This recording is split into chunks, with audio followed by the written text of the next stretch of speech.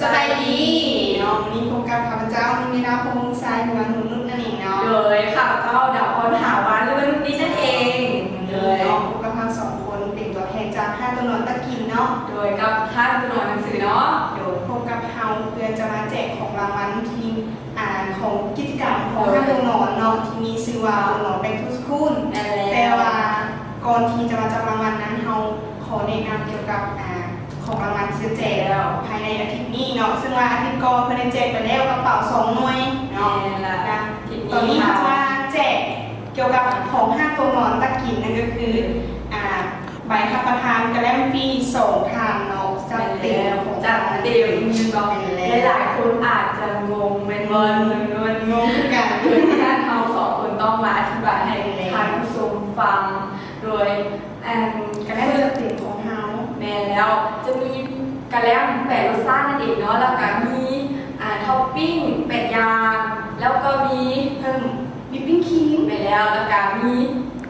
ซอสช็อกโกแลตช็อกโกแลตแล้วก็ซอสสตรอเบอรี่เนาะไปแล้วโดยนอกจากกระแลมแล้วให้มีน้ำอีกนิดโดยแล้วก็มีเค้กบอลประเภทของหวานเนาะหลากหลายอย่างโดยเขา2 คนจะว่าหลายอะไรคือว่าเอามาจุกโอเคของรางวัลเนาะโดยจะกันเลยเดี๋ยวเพิ่งสั่งซะน่าตื่นเต้นหลายเขา2 คนเขาน่าจะแม่แล้วรอบนี้เขาเป็นพนักงานเป็นแบบจบมาเลยแทนค่ะเลยนี่ผู้โชคดีของเขาผู้ที่1เนาะได้มาแล้วจะเป็นไผ่เนาะยาวเนาะเลยบุ้งหัวเท้าหรือนางเนาะเราผู้เขียนเท้านางใส่เลยไปแล้วยาวเนาะอยู่ที่บ้านเวียงเจริญเนาะเจริญโดยกับผู้แก้ผู้ไก่เนาะผู้โชคดีของเขาผู้ที่ทำไปแล้วโดยฉันทำมาต่อผู้ที่2เลยรุ่นว่าเอาไปใหญ่กันแล้วนะใบใหญ่มาผู้โชคดีของเขาผู้สองผู้ซื้อว่าจะเป็นผู้ทรายเนาะผู้ทรายมีชื่อว่าเนาะผู้โชคดีของเขาผู้ที่2เท้าพรมณีอินทวงศ์อยู่ที่บ้านวังทรายเมืองชัยสิทธานั่นเองเนาะนี่ผู้โชคดีของเขาผู้ที่2เนาะเดินละเรียบร้อยแล้วนี่นะจบแล้วผู้โชคดีของเขา2 ทางที่ได้ขอแสดงความยินดีเนาะกับทั้ง2 ท่านที่ได้รับรางวัล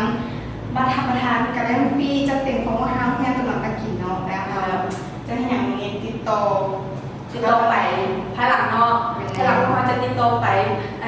ทางโทรศัพท์แล้วก็อีเมลบอกหรือว่าทางเฟซบุ๊กเนาะจะติดตามเฟซบุ๊กของเขาก็ได้ที่ว่าตัวนอนตะกินแล้วก็ตัวนอนบุ๊กสโตร์เลยไปแล้วท่านี้ถึงเวลาพวกเขาต้องได้ลาจากทางผู้ชมไปแล้วเดี๋ยวลาท้ายเนาะเขามีคำขวัญของตัวนอนตะกินแล้วก็ตัวนอนหนังสือมาฝากนะเนาะก็คือแล้วคิดหากระเล่มในของหวานก็คือคิดหาตัวนอนตะกินนั่นเองนี่โดยละแม่แล้วโดยคำขวัญของตัวนอนหนังสือนั่นเองแม่คิดหาคิดหาตัวนอนหนังสือ